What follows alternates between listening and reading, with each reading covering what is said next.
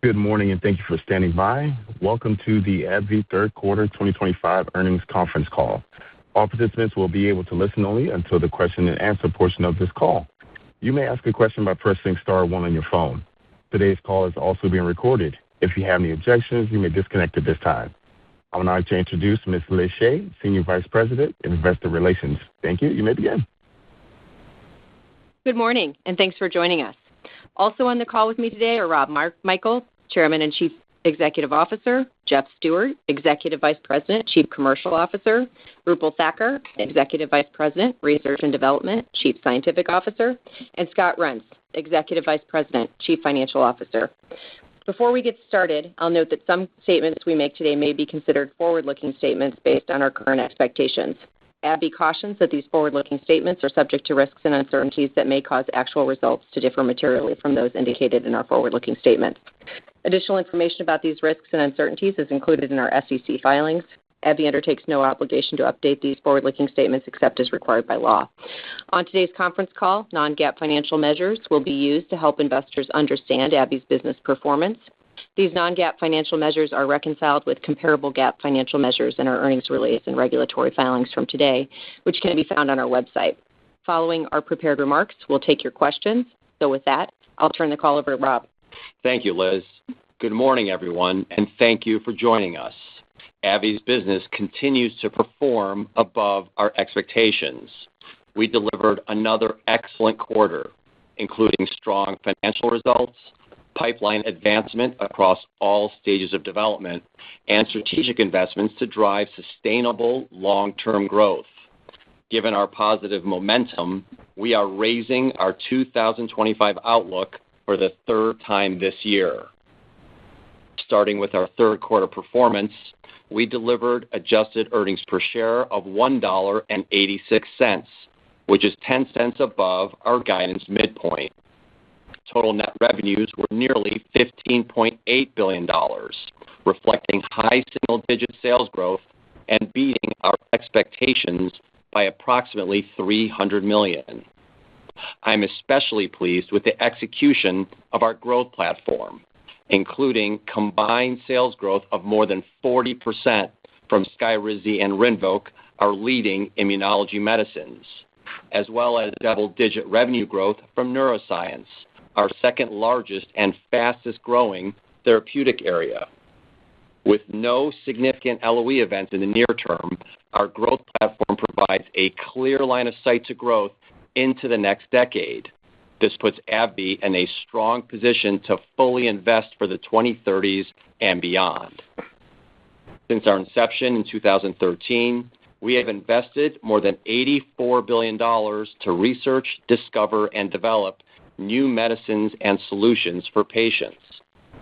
We anticipate $9 billion of adjusted R&D expense in 2025, a substantial increase from the prior year.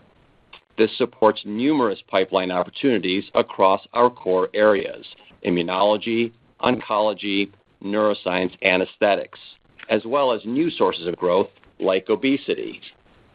More broadly, I'm very pleased with the breadth and depth of our robust pipeline, with approximately 90 programs across all stages of development. We are making excellent progress and expect several important milestones over the next 2 years, including new product approvals for tavapadon and Pvec, expanded indications for Rinvoq, Epkinly, Qulipta, and Ubrelvy, and pivotal data for lutikizumab, Temab-A, and etentamig. These pipeline programs have the potential to drive growth for AbbVie later this decade. We also continue to invest in external innovation, adding novel mechanisms and platform technologies to further augment our pipeline to drive growth in the 2030s and beyond. Our recent deal activity includes announcing the acquisition of Gilgamesh's bretisilocin, expanding our psychiatry pipeline with a next-generation psychedelic currently in phase 2 development for NDD, and closing the acquisition of Capstan Therapeutics, further strengthening our immunology pipeline with an in vivo CAR-T platform. Our consistently strong performance, as well as the progress we are making to build and advance a robust pipeline, fully supports our capital allocation priorities. This includes investing at least $10 billion of capital in the U.S. over the next 10 years. Construction is already underway for a new API manufacturing site in North Chicago, as well as expansion of biologics manufacturing and R&D capacity at our existing site in Worcester. We are also committed to delivering a healthy, sustainable dividend that grows every year. Today, we announced a 5.5% increase in our quarterly cash dividend, beginning with the dividend payable in February 2026. Since inception, we have grown our quarterly dividend by more than 330%. In summary, this is an exciting time for AbbVie. We are demonstrating outstanding execution across our portfolio, and our long-term outlook remains very strong. With that, I'll turn the call over to Jeff for additional comments on our commercial highlights. Jeff?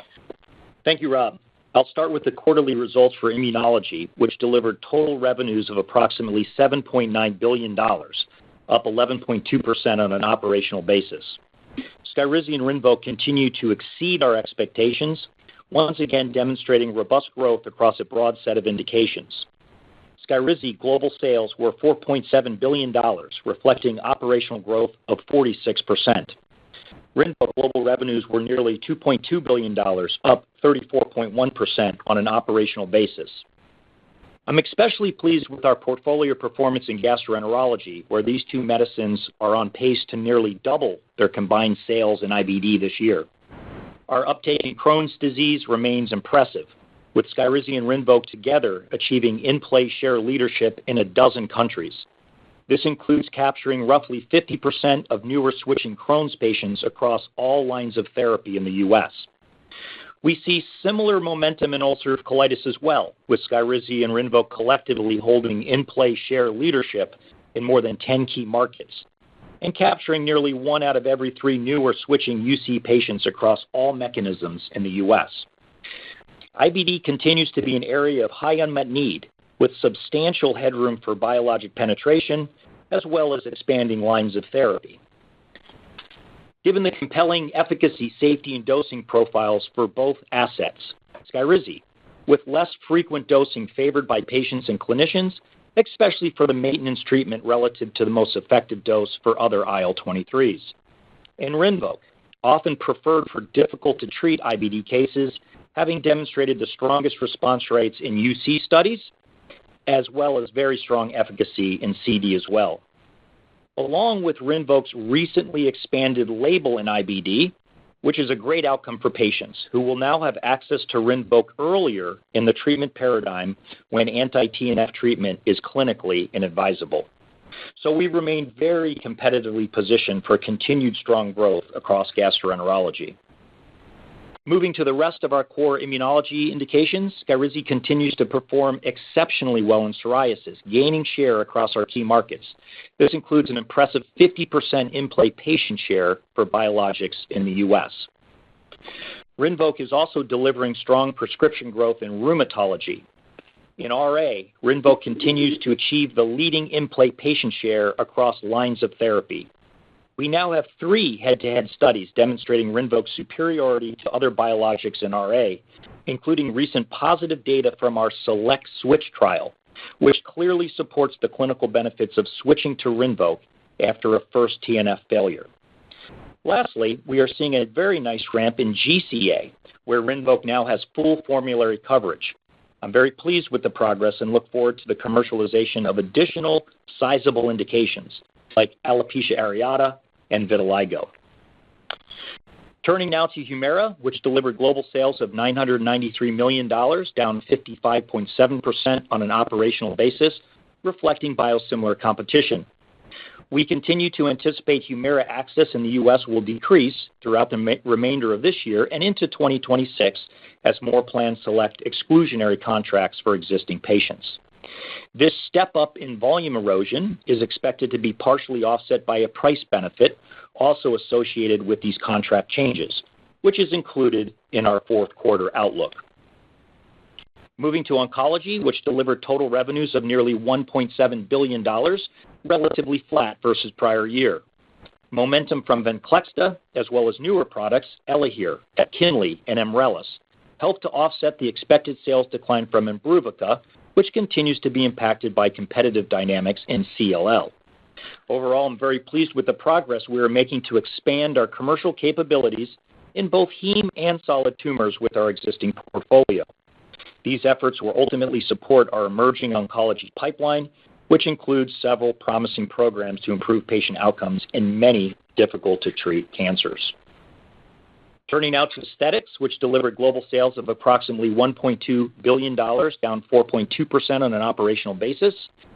Botox Cosmetic global revenues were $637 million, and Juvederm global sales were $253 million, with growth rates for both products down on an operational basis.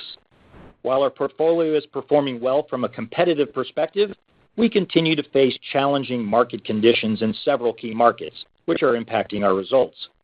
With overall consumer sentiment remaining quite low, especially in the U.S., as concerns about the economy and inflation weigh on discretionary spending, we now see category growth tracking below our previous assumptions globally.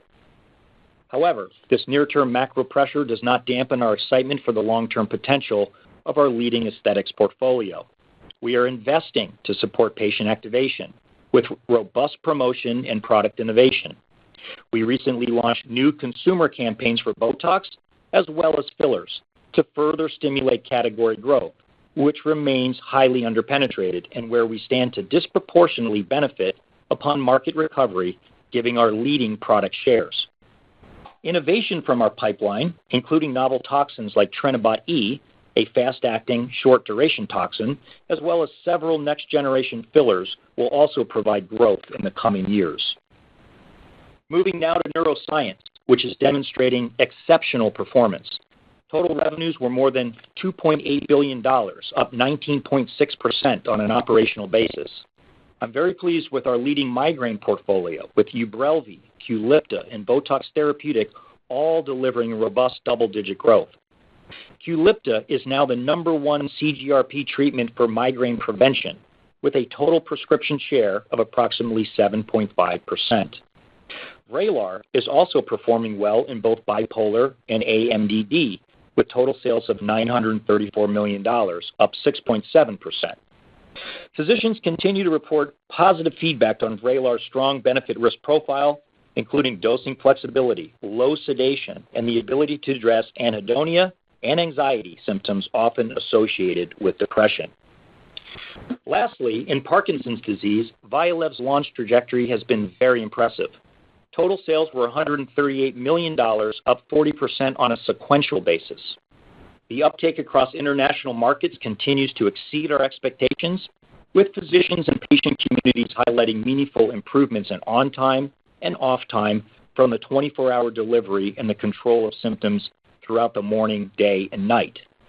Vyalev is the only Parkinson's treatment that often replaces the need for add-on oral therapies to manage motor fluctuations, reducing the daily pill burden for these patients. We anticipate expanded coverage of Vyalev in the U.S. soon, which we expect will provide further revenue inflection next year. I'm also excited about Tavapadon, where we are pursuing approval for use as a monotherapy for early Parkinson's disease, as well as an adjunct to optimize oral therapy for more advanced patients. This will be a very complementary offering for both Vyalev and Duopa. Given the significant commercial opportunity with our emerging Parkinson's portfolio, we are now actively expanding our field sales team to support higher anticipated demand next year. Overall, again, we are demonstrating strong revenue growth, and our commercial execution has been outstanding. And with that, I'll turn the call to Roopal for comments on our R&D highlights. Roopal? Thank you, Jeff. Starting with immunology, we announced positive top-line results from the second Phase 3 Rinvoq alopecia areata trial, reinforcing the potential for Rinvoq to significantly improve hair regrowth for patients suffering from severe forms of this condition.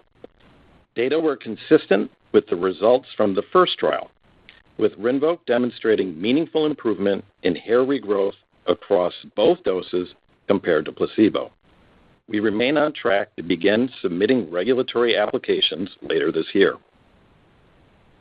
We also recently announced positive top-line results from 2 phase 3 Rinvoq vitiligo trials.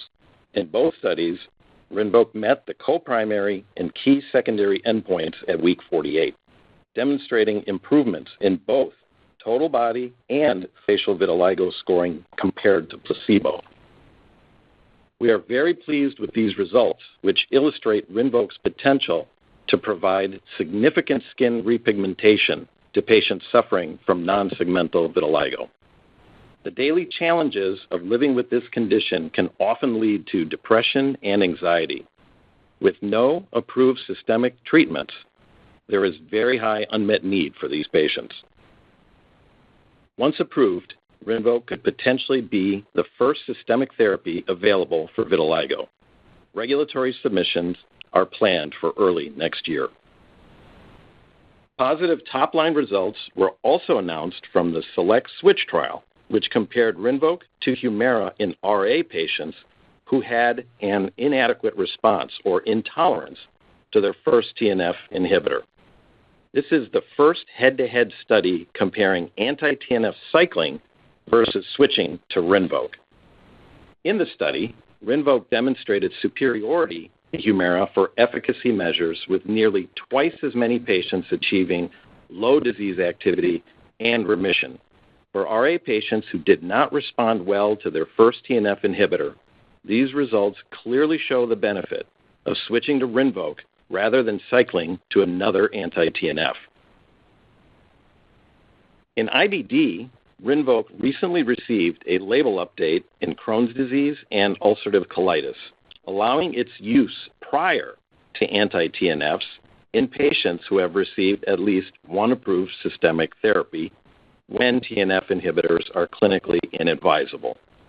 The treatment paradigm has evolved in IBD, with increasing utilization of newer, higher efficacy agents like Skyrizi.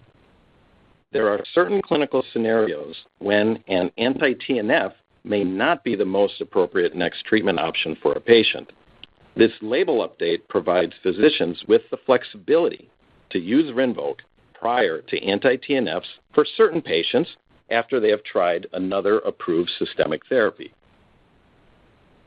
Moving to oncology, the regulatory application was submitted to the FDA for PVEC in blastic plasmacytoid dendritic cell neoplasm. This rare, aggressive blood cancer primarily affects an older population who is at high risk for complications with traditional chemotherapy or precluded from stem cell transplantation.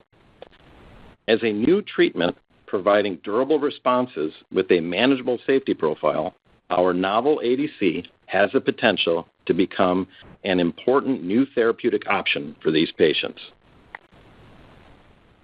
At the recent ESMO meeting, we presented 3 orals for Temab-A, highlighting this novel ADC's potential both as a monotherapy and in combination across advanced, difficult-to-treat solid tumors. In CRC patients who receive 2 or more prior lines of therapy, and regardless of c-Met expression levels, Temab-A, in combination with bevacizumab, demonstrated manageable safety and better responses and disease control compared to current standard of care. Treatment with Temab-A at 2.4 milligrams per kilogram plus bevacizumab achieved an objective response rate of 30% and a confirmed disease control rate of 97%, compared to rates of 0% and 70% respectively for Lonsurf plus bevacizumab. Based on these results, we plan to begin a phase 3 study for this combination in late-line all-comers CRC. In a proof-of-concept study in pancreatic cancer, monotherapy Temab-A demonstrated an objective response rate of 24% in the overall population and 40% in patients who received first-line gemcitabine plus Abraxane. A phase 2 study in pancreatic cancer is expected to begin next year.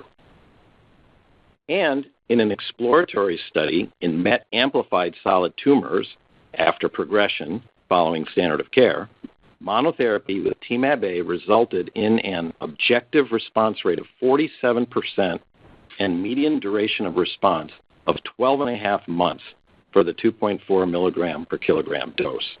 Higher responses were observed in patients with non-small cell lung cancer with a rate of 69% and gastroesophageal cancer with a rate of 71%.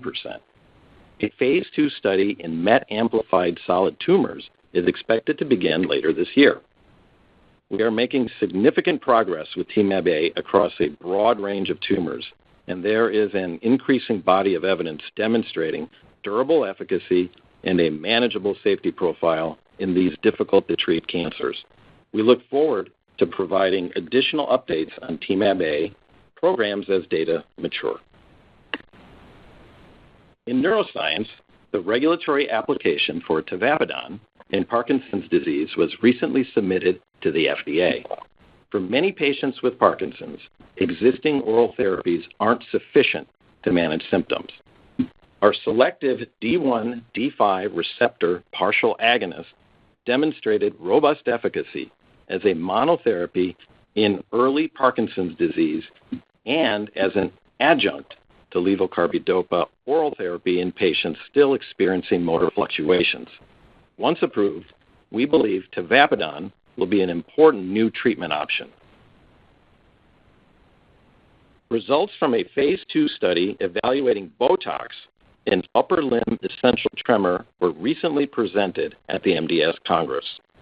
In the study, botox met the primary and all secondary endpoints, demonstrating significant improvements in all assessment measures compared to placebo. With a global patient population of about 25 million, essential tremor is the most common movement disorder.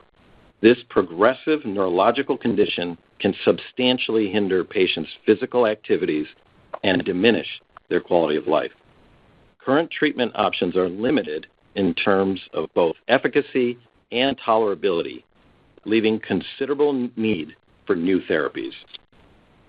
Based on these results, we plan to advance a new toxin for upper limb essential tremor. Gemibot-A is a novel toxin that has demonstrated different pharmacologic properties preclinically compared to Botox, such as less diffusion to neighboring muscles. Phase 2 studies for Gemibot-A in essential tremor and ventral hernia repair will begin next year. To further expand our neuropsychiatry pipeline, we acquired bretisilocin from Gilgamesh. Bretisilocin is a novel 5-HT2A receptor agonist and 5-HT releaser with a short duration of hallucination that has demonstrated robust efficacy in a phase 2 proof-of-concept study in major depressive disorder. Rapid efficacy was achieved after the initial dose, with response and remission maintained through day 74 without additional intervention. This novel psychedelic has the potential to provide significant benefit to patients by offering rapid, robust, and durable antidepressant effects following a short in-clinic treatment session. Additional phase 2 studies in depression are expected to begin next year. To summarize, we continue to make good progress across all stages and therapeutic areas of our pipeline and look forward to many important pipeline milestones in the remainder of this year and into 2026. With that, I'll turn the call over to Scott. Thank you, Roopal. Starting with our third quarter results, we reported adjusted earnings per share of $1.86, which is 10 cents above our guidance midpoint. These results include a $1.50 unfavorable impact from acquired IPR&D expense, primarily reflecting upfront charges for the acquisition of Capstan Therapeutics and our license agreement with IGI. Total net revenues were nearly $15.8 billion, reflecting growth of 8.4% on an operational basis, excluding a modestly favorable impact from foreign exchange. Importantly, our ex-Humira growth platform delivered reported sales growth of more than 20%, once again exceeding our expectations. Adjusted gross margin was 83.9% of sales, adjusted R&D expense was 14.3% of sales, and adjusted SG&A expense was 21.6% of sales. The adjusted operating margin ratio was 30.9% of sales, which includes a 17% unfavorable impact from acquired IPR&D expense. Net interest expense was $667 million. The adjusted tax rate was 24.5%, reflecting the lower deductibility of acquired IPR&D expense this quarter. Turning to our financial outlook, we are raising our full-year adjusted earnings per share guidance to between $10.61 and $10.65. Please note that this guidance does not include an estimate for acquired IPR&D expense that may be incurred beyond the third quarter. We now expect total net revenues of approximately $60.9 billion, an increase of $400 million. This updated forecast primarily reflects Skyrizi global sales of $17.3 billion, an increase of $200 million with continued share gains in psoriasis and IBD.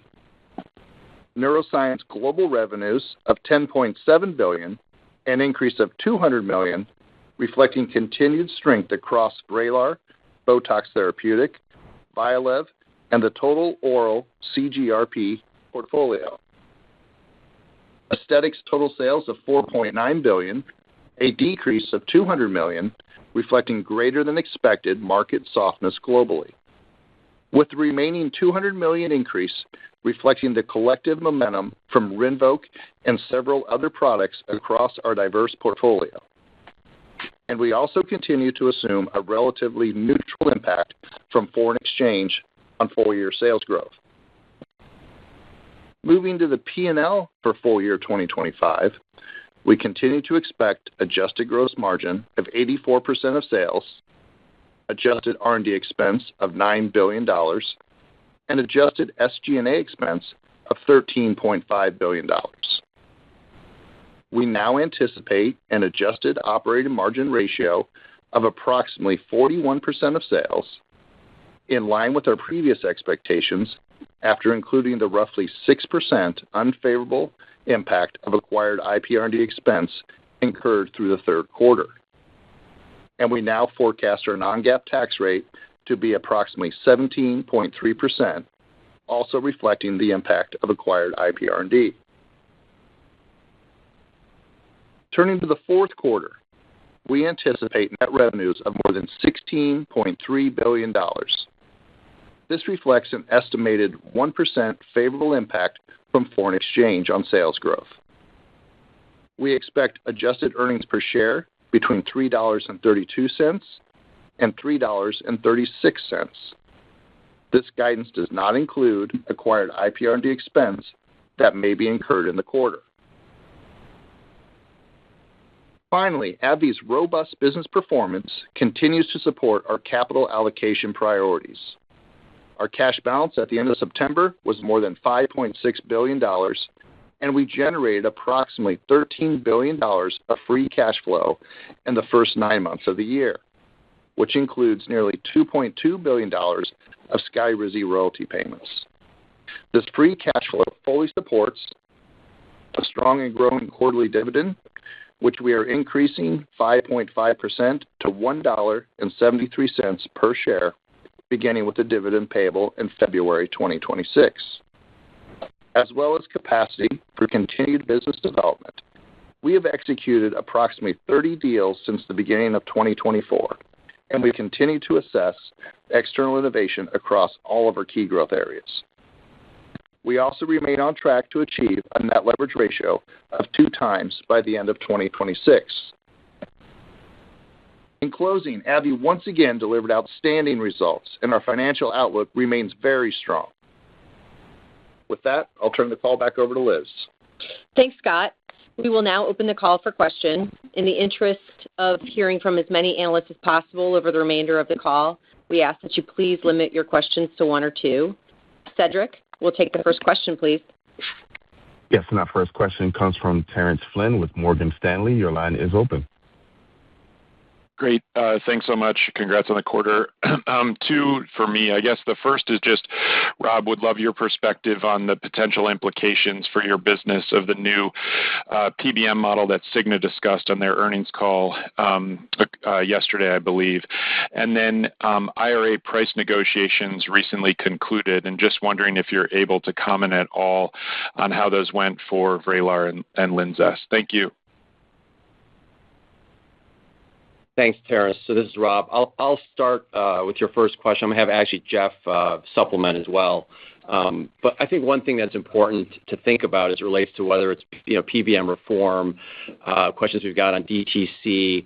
Ultimately, what drives AbbVie's performance is our differentiated medicines, along with our execution track record and strong culture. And that's why, we deliver similar strong performance in markets outside the U.S. where PBMs and DTC do not play a role. So now, given our ability to execute, we are very good at utilizing the tools that are available to us. If there are changes to the PBM model, we will certainly be able to adapt effectively. I think for us, as we think about it, the key is to continue developing differentiated medicines, as that is what delivers real value and can drive growth in any environment. And I'll let Jeff speak more specifically to how we see the PBM model playing out.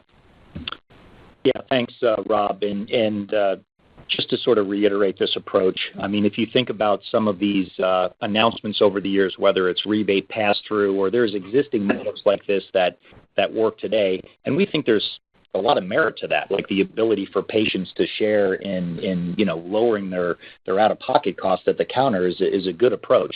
There's been a lot of structural barriers to that, of course, over the years. Sometimes it's the clients don't really have the incentive to go in based on how they're using those rebates, maybe to lower premiums. We all know those stories. I think the key point is Rob's point that, across, my global footprint, we're used to dealing with any type of approach, whether it's a net price market, it's a rebate-driven market, or a hybrid market that's net price and rebate like Germany, or HTA markets.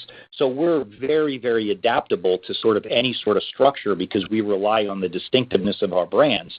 And when we position those in the right way, which we always do, we perform exceptionally well from a market share and a competitive perspective. So, we'll continue. We don't know a lot of the details, but, we talk to Cigna all the time. Our account teams talk. We talk, at the executive level. So we'll continue to study it, but we're very confident in terms of, if there were to be changes in the PBM model, we would adapt very well. And Terrence, this is Rob again. On your question regarding IRA, the prices are obviously not yet public, but I would say that the administration's focus on achieving greater reductions in this year's round was very clear. That said, the outcomes for Vraylar and Linzess will not impact our long-term guidance. Thanks, Terrence. Operator, next question, please. Yes, our next question comes from Chris Shaw with J.P. Morgan. Your line is open. Great. Thanks so much. Just would love a little bit more of a discussion on the IL-23 market. Obviously, Skyrizi doing really well here, but just with the Tremfya sub-Q induction dosing kind of rolling out, what are you seeing in terms of competitive dynamics and positioning, and how do you see kind of the dynamics between those, you and your nearest competitor kind of evolving over time? And then my second question is just any initial look on 2026 as you think about the various pushes and pulls in the business, and anything in particular you think the street isn't properly accounting for as we think about the outlook for next year? Thank you. Yeah, hi, Chris. It's Jeff. I'll take your first question. So, yes, we are very pleased with Skyrizi's growth, overall and in the quarter. 46% year over year is quite strong. So, and we see that momentum. It's share gains, it's market growth, and we retain a very, very strong in-play share position in IBD. It's really a leadership position. What we do see is, we know that Tremfya is going to gain some market share and in-play share. But what's actually happening is the category or the class of IL-23s is expanding incredibly rapidly. And we view this as a positive. We said before, this is not a zero-sum game. We're very confident in our competitive position. I'll give you a little bit of some numbers, some more recent numbers to see how dramatic this is. So just over a year ago, when the IL-23 were entering, the NBRX share for UC, this is ulcerative colitis, which is the smaller of the two, was around 5%. That was the penetration rate. Now it's approaching, in this latest quarter, close to 40%. So this is a dramatic change in the adoption of the IL-23s. Skyrizi continues to grow. Tremfya will grow. There are subtle differences, but we're super confident in where this product will go. So Skyrizi is performing very, very well and will continue to do so. And don't forget, it's just not a Skyrizi story. AbbVie has uniquely a sort of a 1-2 punch in this market. We got Skyrizi and Rinvoq. And as I mentioned in my prepared remark, our position with Rinvoq just got significantly stronger for gastroenterologists and patients with that enhanced indication. So what that allows to do is that physicians, if they choose, if someone is not eligible or it's inadvisable clinically for a TNF, you can go right to Rinvoq. So it's a really, really powerful position and setup for AbbVie right now and over time. So that's basically what we're observing in the marketplace. And Chris, it's Roopal. For subcutaneous for Skyrizi, we'll see data next year for our own induction. And then that plus IV still leads to every 8-week dosing, which continues to be a major advantage. And Chris, this is Rob regarding your question on 2026. Look, our business continues to perform exceptionally well. We've raised our revenue forecast this year by nearly $2 billion since our initial guidance in February, and that's not just coming from Skyrizi and Rinvoq. We're seeing overperformance across the entire neuroscience portfolio, and oncology is ahead of our original guidance as well. That momentum should allow us to deliver strong growth next year despite headwinds from continued Humira erosion and Imbruvica IRA pricing. Recall that Imbruvica was negotiated and that pricing will kick in next year. And Humira erosion will continue, albeit not at the same absolute level as we saw in 2025. When I think about just the growth platform, in particular, obviously a lot of attention is placed on Skyrizi and Rinvoq appropriately, but in neuroscience, when you think about the performance of Vraylar, our migraine franchise, inclusive of Botox therapeutic, which a little bit over 40% of that business is for chronic migraine.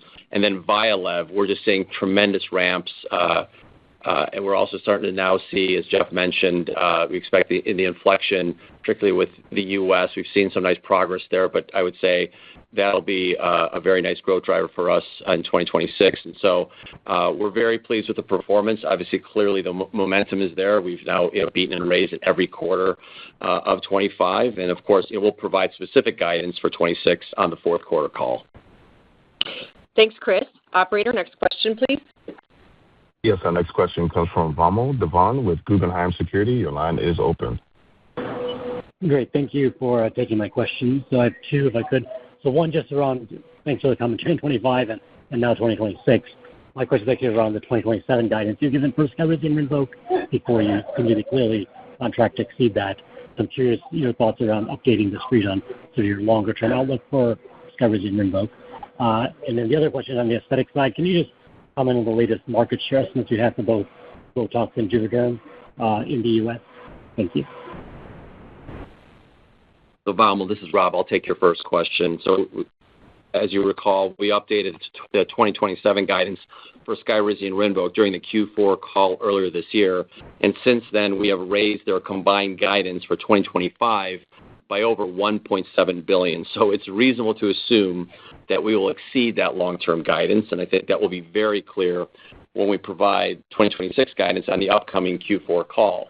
Now, we have provided long-term guidance in the past really to help investors understand what the company will look like on the other side of the Humira LOE event. We said we would rapidly return a robust growth and deliver high single-digit compound revenue growth from 24 to 29. And we gave product specifics to support that high single-digit growth outlook. I mean, sitting here today, we have clearly demonstrated the rapid return to growth. Our 2025 sales outlook exceeds our previous peak by almost $3 billion, and that's within 2 years of the LOE event. And the street now reflects our high single-digit growth outlook for this decade. I'd say there appears to be good recognition of our momentum with Skyrizi and Rinvoq, though they do continue to perform above our own expectations. And there's recognition that our diversified growth platform can drive top-tier performance. That said, there are a few things that remain underappreciated. I think one is our strategy to continue innovating in immunology and drive growth beyond Skyrizi and Rinvoq, both in terms of combination approaches with Skyrizi or Rinvoq as a backbone, and through new platforms such as oral peptides and B-cell depletion approaches. We also have lutikizumab in our pipeline. We have a TL1A. We have a TREM1 antibody. So I think there's quite a bit of depth here in the immunology pipeline that can set us up to grow beyond Skyrizi and Rinvoq, and I don't think that's always appreciated. We also do not see enough investor focus on our neuroscience franchise. It's increased, but it's still not at the level that I think it should be, given it's our second largest therapeutic area and the fastest growing in our portfolio. We have very strong positions in psych and migraine and an emerging leadership position in Parkinson's with Vyalev and tavapadon. We also have an opportunity to transform care for essential tremor. The Aliada platform also gives us a potential to advance Alzheimer's treatment, and our Gilgamesh and Gideon Richter deals give us more depth in mood disorders.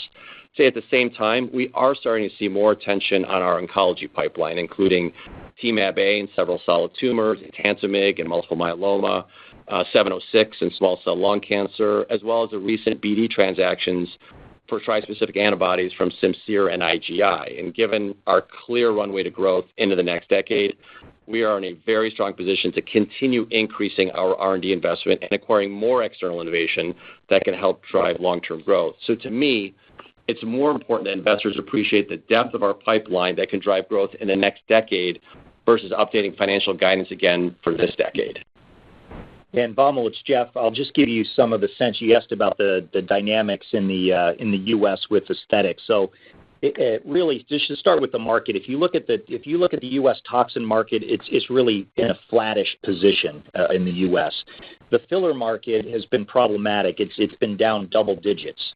When you look at our share, what we can see is that year over year, we are lower than we were last year because of the Ali Reimagined, but sequentially, we're growing. So we sit in the low 60s in terms of Botox share, and that's a clear leadership position by a large margin in the U.S. When you look at the HA filler, generally that's in the mid-40s, call it 45%, and that's largely been very stable. So that gives you some sense of the dynamics. The big thing is, as the leader, we have to invest, and we are investing in the market, as I mentioned in my remarks.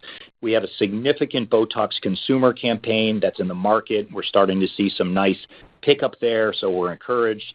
We have a HA filler sentiment campaign to make sure that we're working with all of our clinics to make sure we can revitalize and get that market stabilized and more robust, because you really do need HA fillers to really get the aesthetics outcome. So we believe we can rehabilitate that segment. And we also have opened 3 very significant training and sort of practice growth centers around the country to continue to lead that marketplace. So that gives you a sense of the metrics that you were asking for. Thanks, Vamil. Operator, next question, please. Yes, our next question comes from Matt Phipps with William Blair. Your line is open. Thanks for taking my question. Congrats on another great quarter. Now the Gilgamesh acquisition closed, I wonder if you could give us any details on how you might design future studies, especially around the use of a low-dose active control. Maybe how do you see this fitting into the overall MDD treatment paradigm given the in-clinic administration? Thanks. Yeah, thanks, Matt. It's Roopal. We're very excited about this approach. With other psychedelics, they tend to have a very long tail, especially around hallucination, and this one has a very short duration.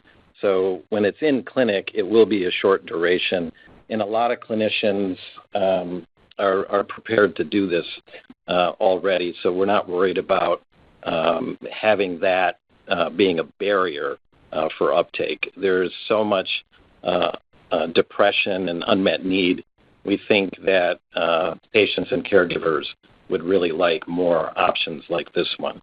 The other benefit that we saw is a longer duration after just 1 or 2 doses, and that maybe speaks to this potential concept of rewiring. So we're very excited about that. So the key for us is in depression, looking at different doses and looking at different duration paradigms, and we're going to do that in phase 2 and ultimately move into phase 3. There is this regulatory need for a low-dose comparator, and that's because of the potential unblinding. And the phase 2 study that Gilgamesh has already posted was against a low-dose comparator, and you saw those very large deltas.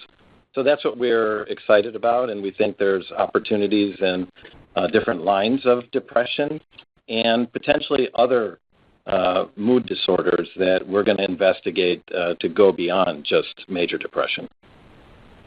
Thanks, Matt. Operator, next question, please. Our next question comes from David Amsellem with Piper Sandler. Your line is open.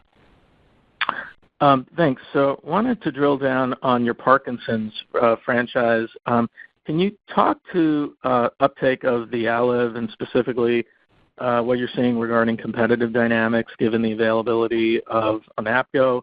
So that's number one. And then on tavapadon, which you've talked about increasingly, you've got adjunctive therapy and also monotherapy here, so pretty versatile, but also bearing in mind that with oral therapies, it's highly genericized. So how are you thinking about sales potential there and ultimately where you see a role in practice for tavapadon? Thank you.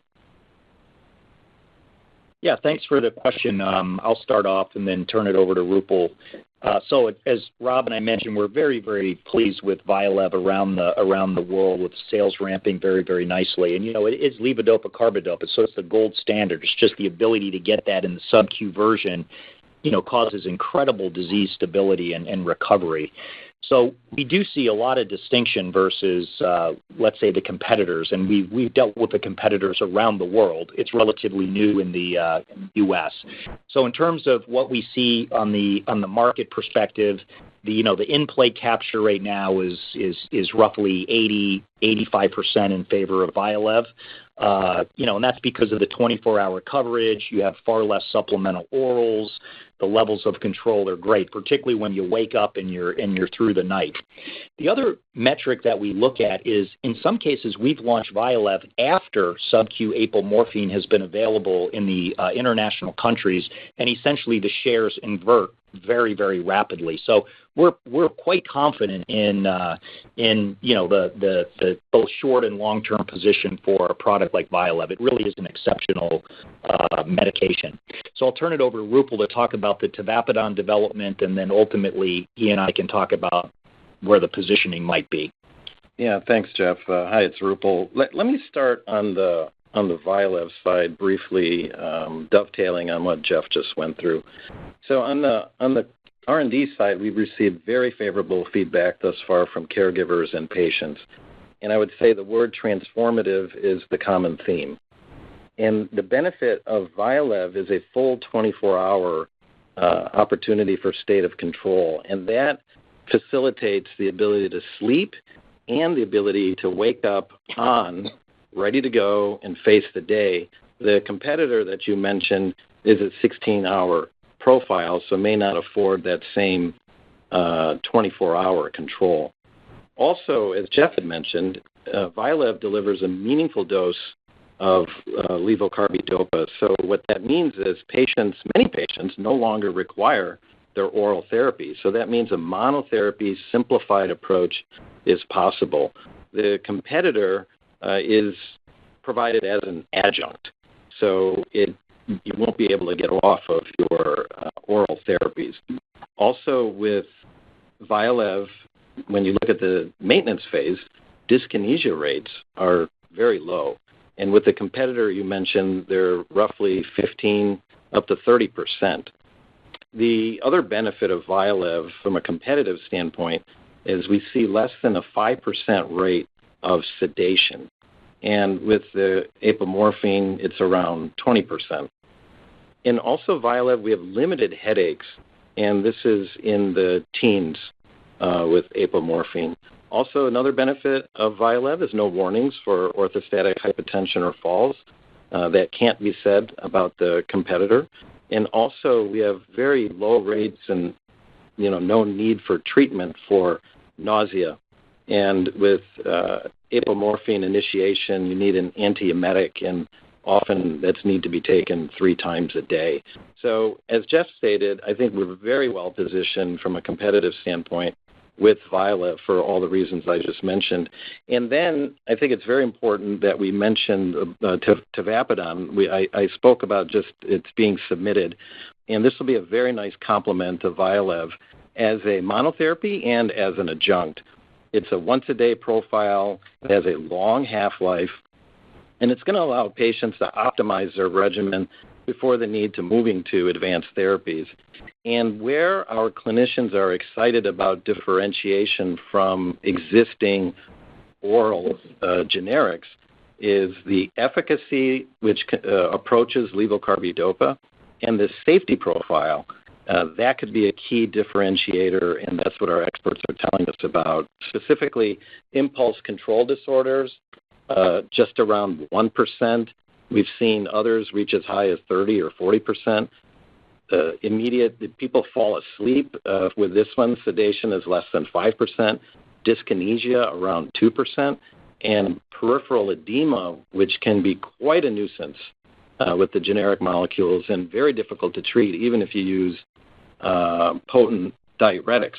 We don't see that as a problem, 1% or less with tavapadon. So we think for efficacy, safety, tolerability reasons, it has a chance to differentiate, and again, a very nice complement to Vyalev.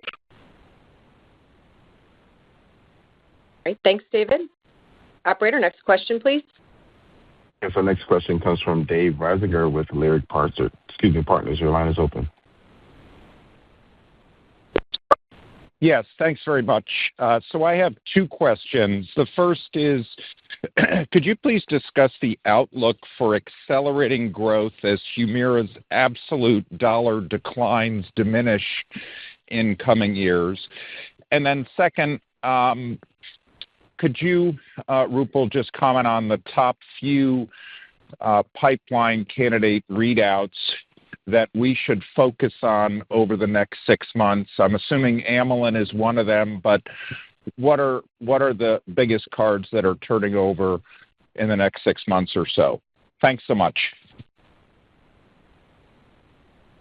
David, this is Scott. I mean, I'll some thoughts on your question about accelerating growth. So, you're right. Humira continues to erode and step down this year. With our guidance, it's going to step down just over in the U.S., just over $4 billion.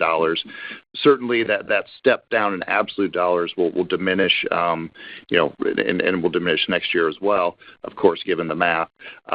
We will see, certainly though, significant percentage erosion from this year to next year as well. That'll continue to erode as the tail starts to form in 26. So when you look at the business, I mean, the business has a number of strong drivers. You've seen the growth of the business today. I think that one thing that we've spoken about, several times is our long-term guidance for high single-digit growth through the decade. That will be, from the growth that we have this year, we've talked about that accelerating as we hit that, and we still remain extremely confident in our ability to achieve that high single-digit growth through the decade. On the top line, the bottom line will continue to expand. This year, our EPS is roughly in line, a little bit ahead of the earnings growth, but we're going to have operating margin expansion driven by leverage and efficiencies in the SG&A line. So you will see earnings growth expand a little bit faster than the revenue growth through the decade with that long-term guidance. And Dave, it's Roopal. I'll talk about some of the readouts we're excited about moving into 2026. In immunology, our IBD platform will start rating out data next year. This is in combination with Skyrizi, looking at those combos versus monotherapy. Skyrizi, lutikizumab is one of those, and the other is our own alpha-4 beta-7 382. So we'll start seeing that data next year. Also, in combination with lutikizumab plus Rava in rheumatoid arthritis, that'll be something else to look for. And then maybe turning to oncology for a moment. For TMAb-A, I went through a variety of different positive readouts. Also, next year, expect a readout in head and neck cancer and even ovarian cancer, which many of these patients have high c-Met expression, along with etantamig in a variety of different combinations in multiple myeloma. And then our next gen coming after Elahere, our biparatopic FR-alpha antibody 151, we'll start seeing readouts there in platinum-resistant ovarian cancer. And then also next year, we're excited about using our bispecific technology that we've spoke about in immunology, along with our linker and warhead technology from oncology. Putting those together, we have a bispecific ADC that binds to PSMA and STEAP for prostate cancer. And that's another one I would say to look for next year. And then in neuroscience, we have our follow-on to Vraylar 932. We'll start seeing data in bipolar depression, probably moving into 27, looking for generalized anxiety disorder. And then we'll also be able to give an update on emraclidine. We're currently conducting a multi-ascending dose trial to see if we can move the dose above 30 milligrams, and that has already initiated, and we'll be able to give an update on where the dose lands, and once it does, we can start moving into phase 2 programs there in schizophrenia as an adjunct and potentially as a monotherapy, along with psychosis associated with neurodegeneration. And then on the obesity front, the phase 1 study will get data in the first half of next year from healthy volunteers looking at different starting doses and different titration schemes. However, these patients will have normal BMI, and we've already seen reasonable weight loss there at 6 weeks, so we'll also have 12-week data. The other thing, Dave, I'll mention is we're starting a phase 1B program late this year, maybe into January when we get everything started. But that will also look at our 295 amylin asset, but the difference will be different titrations and in patients that have obesity. And that data will also likely read out probably in Q4 of next year. So I would say a very robust number of events that we should keep our eyes on. Thanks, David. Operator, next question, please. Yes, the next question comes from Steve Scala with TD Cowen. Your line is open. Thank you. 2 questions. Rob, it sounds like IRA discounts are deeper this year than last year.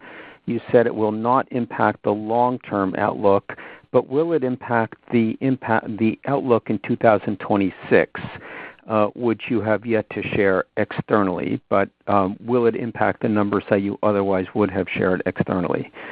Secondly, why was Rinvoq's phase 3 in HS updated to complete in 2028 from 2026 previously? Was it an issue with endpoint, enrollment, or something else? Thank you. So, Steve, this is Rob. I'll take your first question, then Roopal will take your second question. So as it relates to the Vraylar and Linzess negotiations, keep in mind those prices will not take effect until 2027. Again, as I mentioned before, we have visibility to where it's landing. It's obviously not public yet, but we're not concerned about it impacting our long-term guidance. But there's no impact on 26 because those prices do not take effect in 26. And Steve, it's Roopal. We still anticipate our double-blinded week 16 data at the end of next year in HS. We'll get other double-blinded cuts, and then there's open label extension. So sometimes that changes on duration on how long we follow patients could result in some updates to ct.gov. Thanks, Steve. Operator, next question, please. Yes, our question comes from Simon Baker with Rothschild and Redburn. Your line is open. Thank you for taking my questions. 2, if I may, please. Firstly, on Rinvoq in non-segmental vitiligo. In some markets, that's up to 2% of the population. So I just wonder if you could give us an idea on your thoughts of the size of that opportunity. And then secondly, on Elahere, I note in the press release that you are launching it in the UK at a list price equal to the US. Now, on the basis that people in the US don't generally pay the list price, should one assume the same situation in the UK? And going forward in the UK and Europe, do you envisage moving more to a US-style gross-to-net type market from the more net market that we see at the moment? Thanks so much. Yeah. So hi, it's Jeff. I mentioned that as we look at what we call the next wave of innovation around Rinvoq, and we've seen some of those readouts, which are really, really encouraging. GCA, which is the smallest of the next set of indications, is performing really well and overall helping great momentum in rheumatology. So then when we look at basically let's say the next big four, okay, so you have alopecia areata, vitiligo, as you highlighted, HS, as Steve highlighted, and then lupus. We've looked and sized those that revenue potential is at least $2 billion at peak. So we continue to work through, given as we look at the data, we watch the market develop, like how they will sort of adapt and change over time. I can say that the alopecia data was quite striking. I mean, it's quite striking relative to the standard of care, i.e. other JAKs that are out there. So we're going through the sizing issue. We certainly see that there are different segments of vitiligo, like the high body surface area is more amenable to, let's say, a JAK inhibitor like Rinvoq, which will be the first systemic. Is it active or is it stable? So net, I mean, you could say that all of these together would be greater than $2 billion, and we're going to continue to hone those forecasts as we go towards launches over the next year or so. Thanks, Simon. Oh, sorry, one more. There's one more question on Elahere. You're right. The price in the UK, the list price is similar to the US. You know, one of the aspects that we are looking at is how basically, because of the most favored nation and other global pricing dynamics, how that may or may not change our approaches around the world.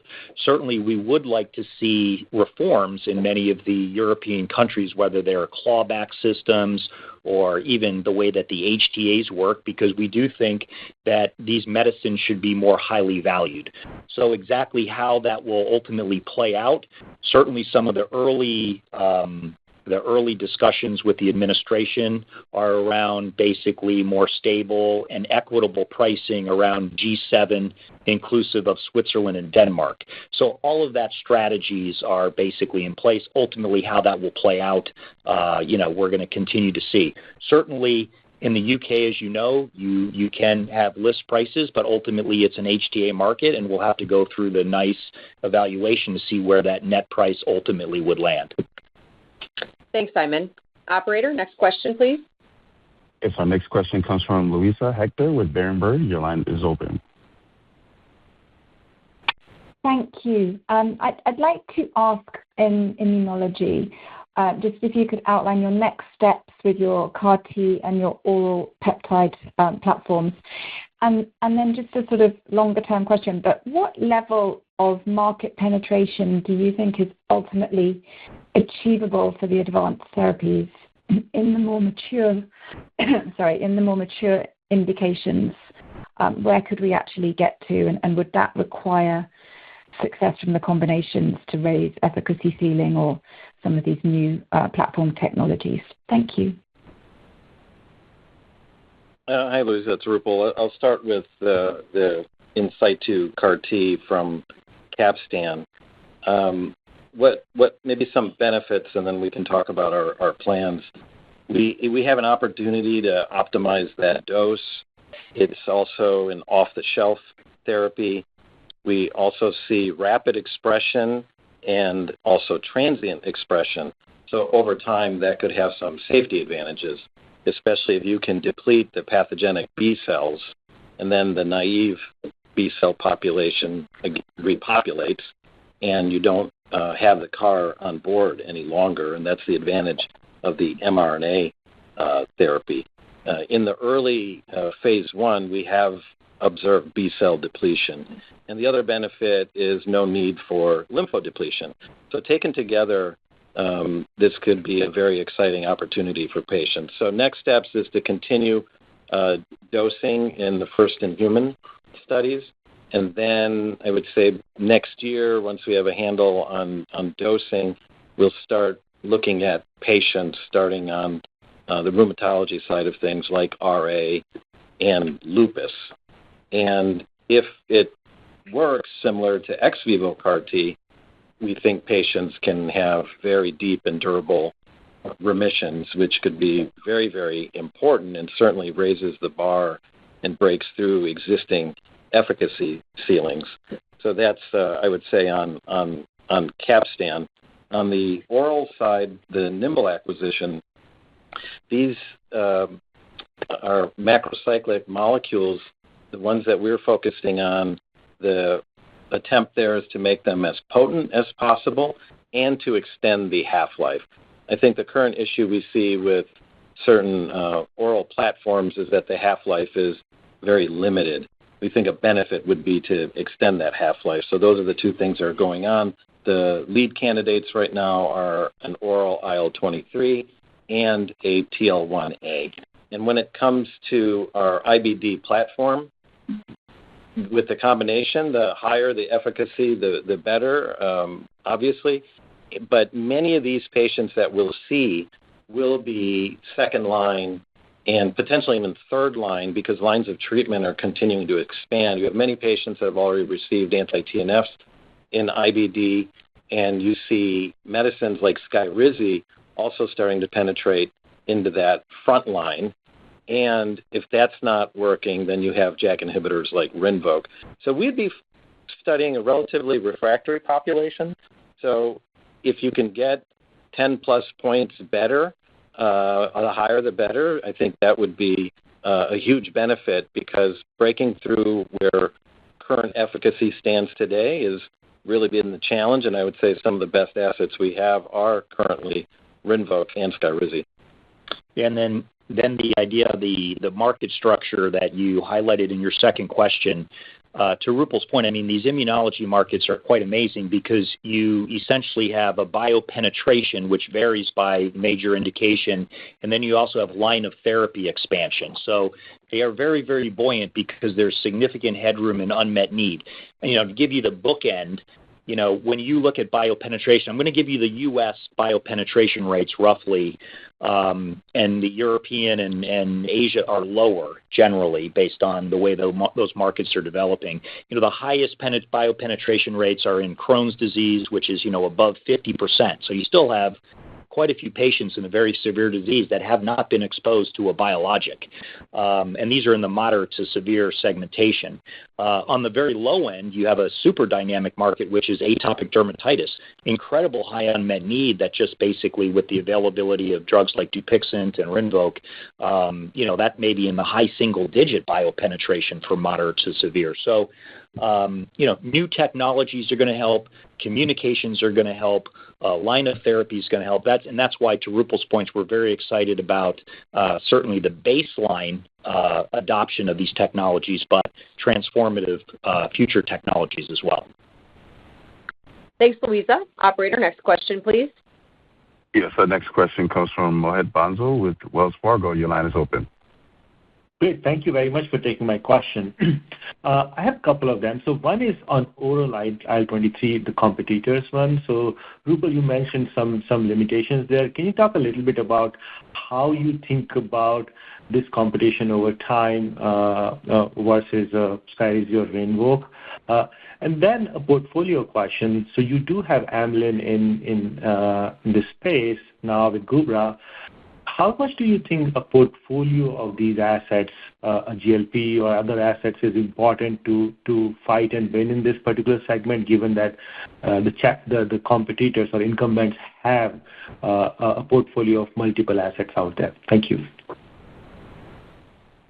Thanks, Mohit. It's Rupal. So I'll start. I think when we look at Skyrizi, first of all, the psoriasis data are very strong. Just to think about some of the numbers that we have, by week 16, if you're looking at clear or almost clear, you're approaching 90%. If you're looking at week 52, passing 90, that's at 80%, and if you're at PASI 100, that's at 60%. So these are very, very high efficacy. And you also see over time, if you're an early PASI responder, the majority of these folks are going to maintain over the course of the year and beyond. And even if there is treatment withdrawal, and that's one thing I was getting at with why we like nimble of potential half-life extension, is that if you take orals, some people may miss some doses, and if you have a very short half-life, your treatment withdrawal data will sink very quickly, and if you miss many doses, you will lose effect. And with Skyrizi, and actually this is even in our label, if you stop dosing for 1 year, you still have 60% of patients that are clear or almost clear. Now, if you keep dosing, obviously you'll get to that 80 to 90% range. So I think it's important just to set up where is Skyrizi today, and you have this opportunity to have quarterly dosing so the patients have a chance to forget that they have psoriasis, and they don't have to worry about when they eat their meals or how long they need to be fasting. The other benefit is Skyrizi has what I would like to say is head-to-toe benefits, and these are all statistically significant readouts. What do I mean by that? That means palmoplantar, that means scalp and genital across the board.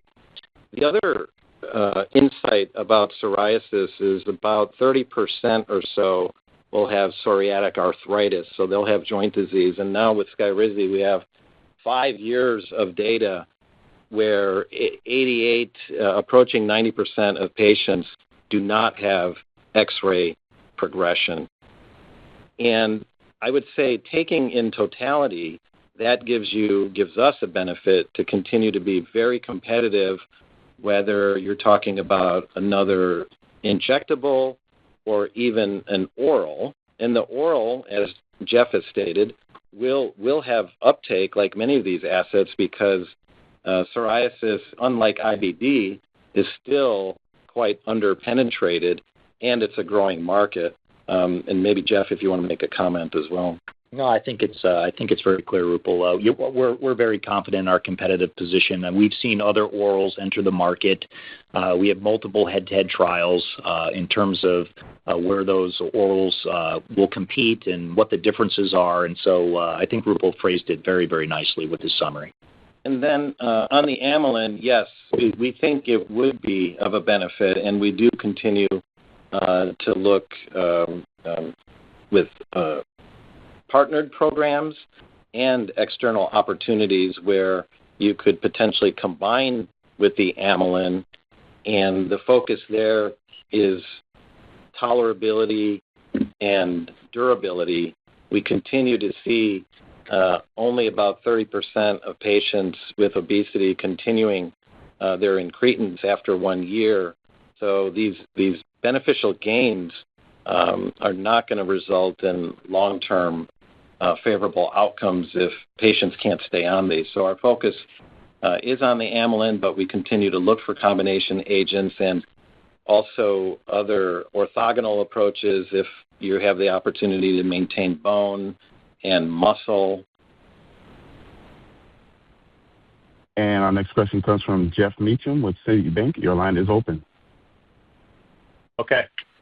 So I just have two quick ones. Rob, on the policy side, I know we have some public agreements with the administration from your peers on Medicaid and onshoring manufacturing. Was curious if you expect to also have, a formal agreement, if that's a priority for you guys.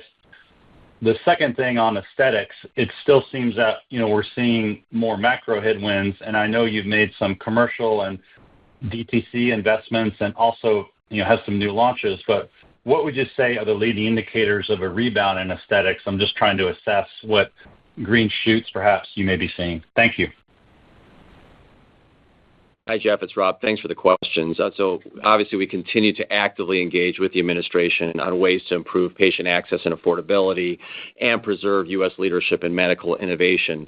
We were having discussions before the July 31st letter and have had more discussions since.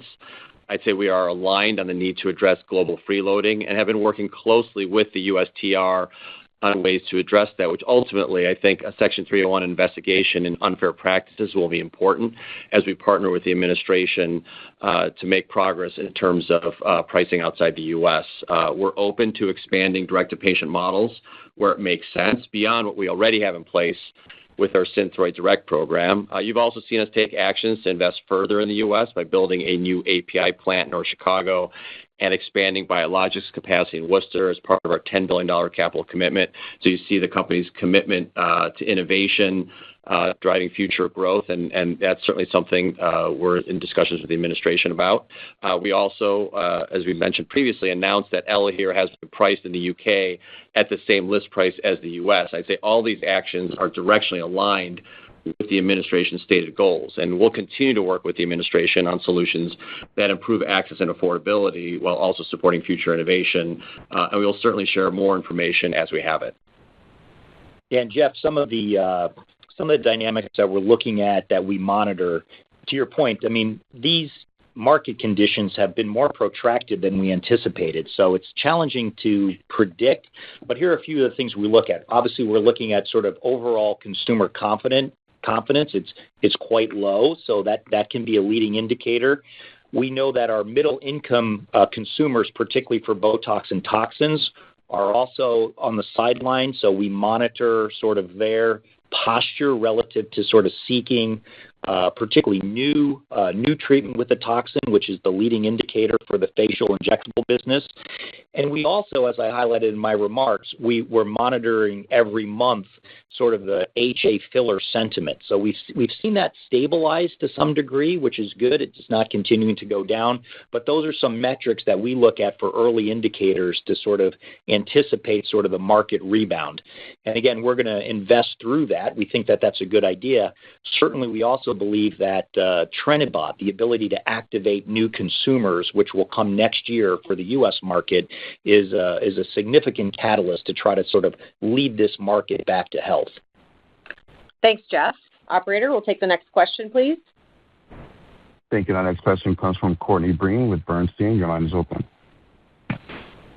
Hi, all. Thanks so much for taking our question today. Perhaps one more on the policy side, and then just a follow-up on Rinvoq. If you were to simply look at AbbVie's ratio of the business right now, about a 75% U.S. exposure versus 25% ex-U.S., how different do you expect that to be in 5 years' time? How much of that might be down to product mix, and how much of that might be down to kind of equalizing price or some of these new U.S. policies? And then the follow-up on Rinvoq was just about the expansion opportunity associated with the changes to the Rinvoq label. Can you just help us quantify that a little bit more clearly? Thank you. So this is Rob. I'll take your first question. So you're right. When you look at the business today, it's in the 75% U.S., 25% international. I think historically, before Humira, you saw it more like two-thirds, one-third. We haven't publicly disclosed, what that U.S. OUS mix will look like over the long term. Obviously, it's portfolio dependent. I'd say that is the larger driver of fluctuations that you see there versus assumptions around price. And so, as we drive this business, given the innovative platform, there's opportunities to grow in the U.S. There's great opportunities to grow internationally. But, the way to think about it is if you think about historical levels where it was before Humira, that's not a bad way to think about where it could go over time. But we haven't publicly disclosed what that mix looks like in our long-term outlook. And then in terms of the enhanced IBD label, we haven't fully quantified it, but I would say it's clearly a net incremental positive. We weren't sure, frankly, that we would get this type of language as we worked with the U.S. KOLs and the FDA, but we did. So we're very happy with that. Clearly, what we see is that this benefit will build over time. Based on the dynamics that I mentioned and Roopal mentioned, which is you're seeing a very significant transformation over the structure of the IBD space, whereas, a few years ago was a heavy TNF focus, and now you see this ascension of the IL-23s. You certainly still have Entyvio in there. And so this is this is a net positive, and we're going to continue to monitor how effective this is with that 1-2 punch with that in-play share that we're continue to be very pleased with. Thanks, Courtney. Operator, we have time for one final question. Yes, our last question comes from Asad Haider with Goldman Sachs. Your line is open. Great. Thanks for taking the question. Just maybe, Rob, for you on M&A, just any updated thoughts following the recent acquisitions, Capstan, Gilgamesh? Just curious as to what your latest thinking is on business development. You've always referenced BD priorities that are geared towards the 2030s. Is that still the case? And amongst your core therapeutic areas, where would you prioritize adding? And then just also curious if you have any appetite for larger deals. Thank you. Thanks, Asad. This is Rob. I'll take that question. You're right. Our BD focus continues to be on assets that can drive growth in the next decade and beyond. I mean, we certainly have the financial wherewithal to pursue late-stage opportunities as well, but that's not really a need given that our current portfolio provides a clear line of sight to growth into the next decade. And that's why we have focused our efforts on novel mechanisms and platform technologies that can drive longer-term growth. And that includes B-cell depletion approaches, which Roopal mentioned, and oral peptides capabilities in immunology, the trispecifics, and an in vivo CAR-T platform in oncology. You look at neuroscience, there's novel mechanisms for mood disorders and Alzheimer's that we've licensed in. And we have a very compelling siRNA platform that can generate opportunities across all three of those therapeutic areas. And we've also utilized BD to enter another growth area, obesity, which, as Roopal mentioned, we will build upon. Again, given the strong outlook of the portfolio, we'll continue to focus on BD efforts that really drive long-term pipeline opportunities. And the areas of focus are our core areas: immunology, neuroscience, oncology, aesthetics, and we've now added obesity. And so you think about those are the areas. If you look about the 30 deals we've executed, more than 30 deals we've executed over the last 18 plus months, there's been a nice mix between immunology, oncology, neuroscience, a few deals in aesthetics. So I think you should expect us to continue to add, I'd say, very robust depth to our pipeline to drive that long-term growth, well into the next decade. Thanks, Asad. And that concludes today's conference call. If you'd like to listen to a replay of the call, please visit our website at investors.abbvie.com. Thanks again for joining us. Thank you. That concludes today's conference. You may all disconnect at this time.